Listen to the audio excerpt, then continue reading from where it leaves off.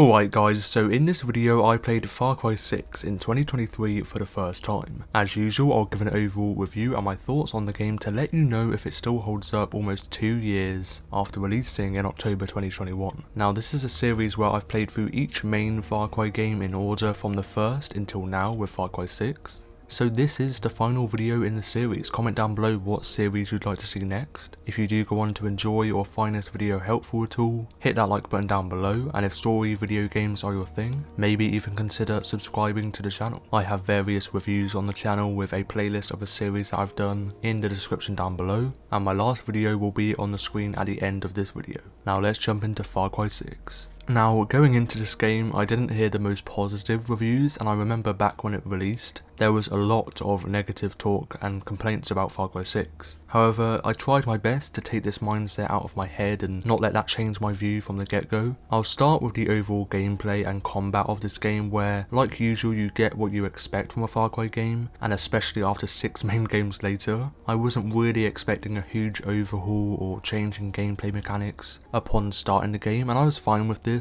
as long as there was areas from Far Cry 5 that were improved. But instead, what Ubisoft did was add features which I suppose was a bonus, as I'm surprised there was much more they could add, without taking away from the typical gameplay structure. But these features they added were a lot more out of the ordinary, let's say, which was strange as it layered on top of the usual straightforward mechanics a Far Cry game is like. For example, some of these features are the ability to shoot multiple rockets from your back into the air, or the ability to shoot through walls. These items go by the name of Supremos, which can be modded with so many different attachments and perks which I'll get into. Now to some people this could be a downside as it takes away from the realism of the previous games. However, if they carry on sticking to this route, I do feel all of the games going forward would just feel like the same game with no major features and additions in gameplay. With this far-fetched array of weapons and abilities, it does add a lot of fun to the game. I had so much fun playing it, it may even be the most fun I've had this whole time, which was somewhat missing from Far Cry 5 and was a big change in pace to the previous games. As well as these wacky features outweighing other lackluster areas which I'll get into, overall having minor changes and improvements to gameplay, especially in a giant open world like Far Cry 6, after a while I can assure that all the games will begin to feel the same, and repetitive, especially if you play them all at once like I did. All these weapons and gadgets have a good amount of customization towards them as well, compared to the previous games, once again adding to that freshness of the combat. The looting system is much more pushed in this game, where the resources you collect will go towards these customization options and upgrades toward the weapons. What was a bit of a letdown, not so much and I'll explain why, was how Ubisoft completely removed the skill tree system, where I know in Far Cry 5 the skills didn't add an awful lot or were just the same to what we've already seen, and in my review I was saying that it would have been cool to see bigger and more unique perks, but maybe in that game they did focus on the realistic and less wacky side in gameplay, therefore they sort of held back a bit, which does make sense. But if that was the case, then out of all of the main games in the series, Far Cry 6 would have been the perfect and the most obvious choice to add a bigger and crazier and more unique perk system, which would have tied in great with the already fun and out of the ordinary gameplay style. Though as I said, the customization for weapons and gear, which I'll get into, there's so much of it, it does almost outweigh the skill tree anyway, with a much bigger system in this game. And you do see those skills we had before, like faster reloading, but instead you would just attach it to your gun, so it really wasn't a massive letdown. What was interesting and another cool addition that adds to the gameplay was the various ammo types that weren't seen before, that are more effective on certain other enemies, whether that be soft target rounds for unarmoured enemies, or armor-piercing bullets for enemies with heavier armor. This makes the combat much more immersive and not repetitive, as you actually have to think a bit more in fights, and it doesn't always feel the same. Some may not enjoy it, as you always have to use the right ammo types if you want to quickly take someone down, but I enjoyed this somewhat strategic feel, as if you don't use the right ammo then the enemies take a lot longer to die. This is even seen with snipers if you don't hit a headshot, as well as having much more experimentation to suit your playstyle with poison rounds, incendiary rounds, blast rounds, etc. You can mod your weapon even more with various attachments along with the ammo types, like suppressors, iron sights, etc. And along with the many Supremos I mentioned, which recharge over time when you take down more people. Overall, the shooting mechanics and weapon customization were one of the strongest aspects in this game, and were upgraded a lot more from the previous games and made the combat much more engaging. Then there's the stealth system in Far Cry 6, where the last game had some really good sets of takedowns that integrated the environment, whether that be dragging them over objects for example, as well as a good amount of variety in animation. However, it fully upgraded in Far Cry 6. And the takedown animations are so unique and a lot more brutal, I must say, as well as them just being a lot more fluid and smooth, and the gear selection, which also has a lot of variety and different outfits to choose from. As you can see by the gameplay, there's a lot of cool ones that I really enjoyed, and it is kind of surprising. I didn't expect that much selection, bearing in mind you only see your character in cutscenes because it's of course first person, although saying that there is some areas when it goes into third person. However, you also have to be tactical with choosing your gear, as it does affect the gameplay. This adds to the big amount of customization I was talking about, with so many different perks added onto the gear items. This helps with stealth, where various boots improve movement speed when crouched, which is a game changer for quietly taking down outposts. And I'm so glad that the stealth has been immensely improved, not only in the last game but even more now.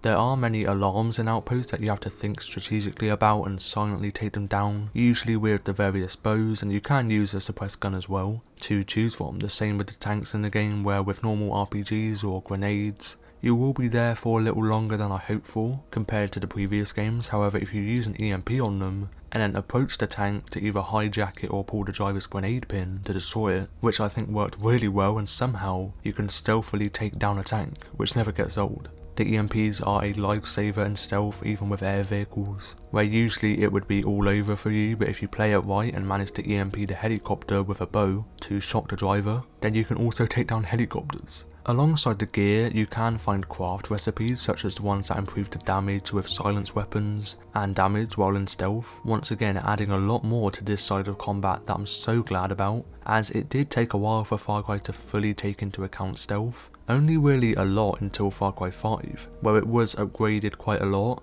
and then Far Cry 6 is the best we've ever seen stealth. And of course the usual lure mechanics, which were adjusted slightly, as instead of using rocks over and over with no limit, it's now baseballs, which was strange, and to use them it has to be added as one of your mods for your Supremos. I feel like this adds to the customization for the playstyle you want, which does increase the replayability of the game, but it was just weird to see us change in such a straightforward mechanic. As well as the EMPs, there are many other gadgets such as the perception grenades that tag nearby enemies, which helped so much with stealth. There are also so many other gadgets to implement into stealth and overall combat, this being molotovs, fuel canisters, flash grenades, healing canisters, poison grenades, dynamite, frag grenades, throwing knives and axes, smoke grenades and sticky grenades, healing syringes, C4s, proximity charges, pipe bombs, claymores, auto turrets, and honestly a lot more. So quite the list, and a huge upgrade from the last game, where all of them just felt like they did the same thing of simply exploding. There's much more of a unique selection to experiment and so much more variety. In terms of driving, it's pretty much the standard, however you can now call in a vehicle wherever you want at any time, rather than at a buy station as seen in the previous games, which was so helpful. Some may see it as unrealistic, as I've said that there's only so much you can add or alter for it to stay fully realistic, and I prefer not having to travel over the whole entire map to then spawn in a car, as well as being able to crouch slide in this game, which was new and helped a lot with traversing through the map.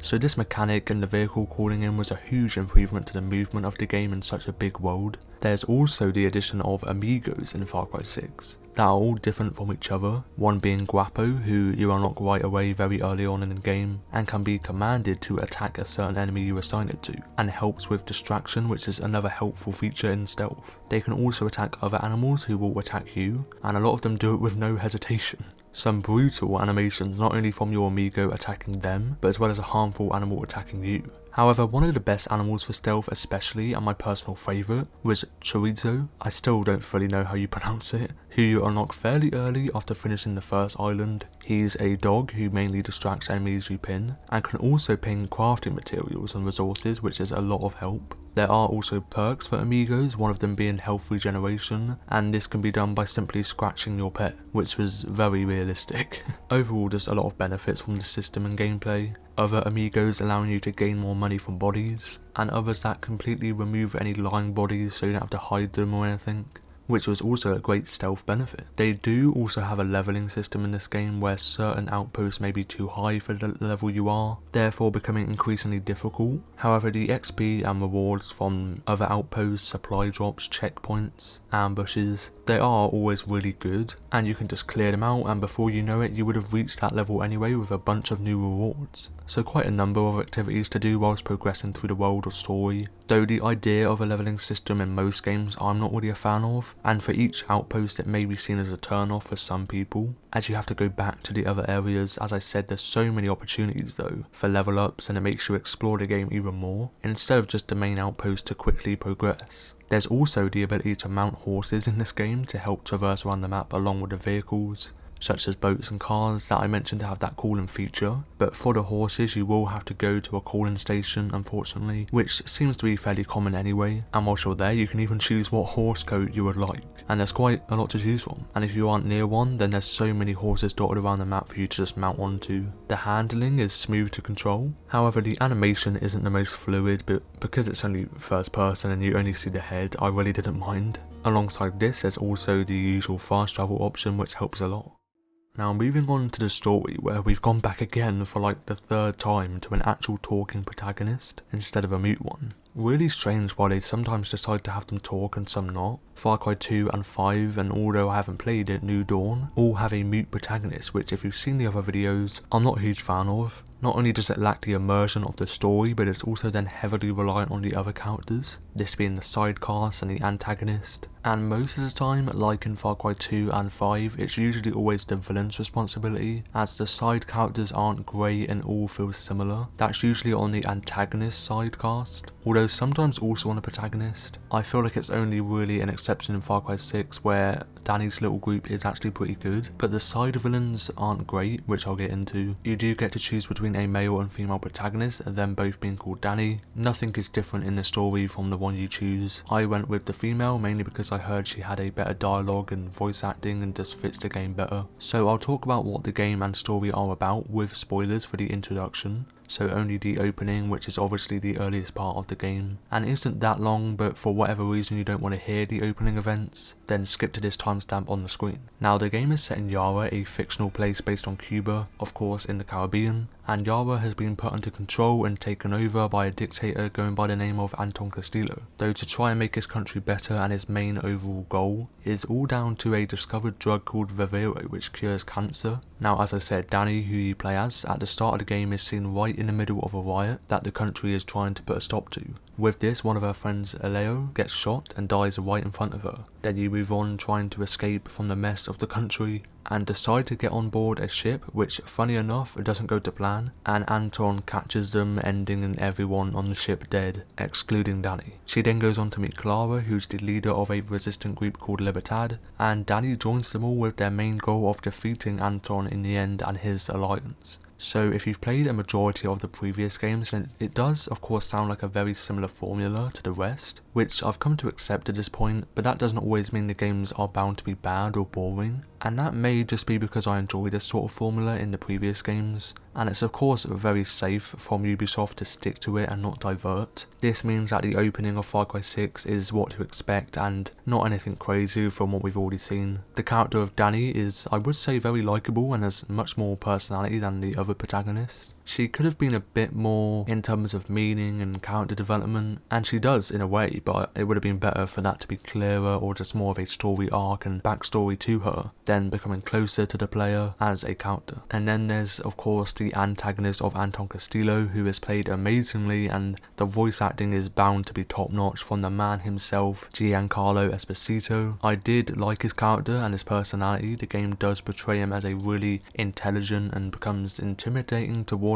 Danny and other characters a lot. As I mentioned, there's no backstory to Danny. She and Anton don't have a relationship or any story between them both beforehand, which was seen a lot in the previous games, so that's sort of different in this one. Out of the whole game, what people might not expect is that you mostly meet with Anton at the very end and also at the opening. There's only a handful of times when they actually have an interaction between Danny and Anton in the middle of the game, only really once or twice, which once again was different and strayed away from the other games in the series, as well as from Anton's character because we don't really get the full engagement and the most I really would have liked out of him. I did like how Anton was very different from the other villains in the sense that pretty much all the others in the previous games had you think twice about them, because now and then there would be a moment where you believe they may be slightly in the right and not entirely evil, or as well as moments where a villain would have a small amount of respect towards you. In Far Cry 6 there wasn't any areas that made me really think this, because he was so evil and upfront as a character, which could be seen as a letdown from the previous games, but then again it's also just a change in pace from what we've seen in all the others. But I also wouldn't say it's entirely true, as although you don't see the side in Anton, there's also the side antagonist of Diego, who is the son of Anton, and it is expected to follow in his footsteps pretty much, even if deep down he doesn't really think it's right. But Anton of course is very strict on him to do so. This is what makes Diego very conflicting and interesting as a character,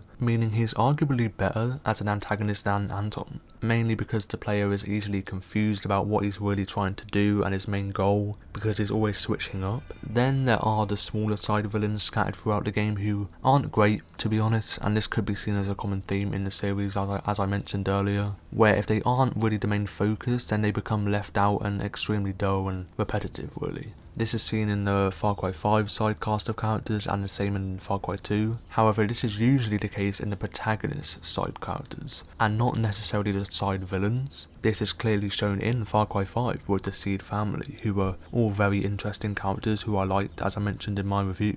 Now this could also be because there was a mute protagonist in that game, meaning as I've already said there's going to be more responsibility on the antagonists. Whereas in Far Cry 6, it feels like the side villains were kind of boring and it was only really Anton who was somewhat intriguing and Diego. But what was an exception from the other games was that the side characters of the protagonists were good. So I've come to realise that Far Cry 6 is where they just flip everything on its head, and most of the time where there's an area that was lacking before, it's immensely improved now. And if there was a strong area before, obviously with some exceptions, but most of the time it's decreased now. For the most part of course, which I think in a way is what made me enjoy this game, as it felt quite different with many areas that I've always wanted to see get more treatment in the series. But of course there are letdowns on other areas compared to previous games, and the things that did get a decrease or increase people may not want, so it's kind of very diverse. And that's really my opinion on Far Cry 6, and if that does sound like your fancy then 100% go check out this game, as overall it does have a fresh take on a Far Cry game, which I believe many people will enjoy, and I know this game has gotten the most mixed reviews out of any games in the series, but that's because it was so diverse, due to changes and additions they made.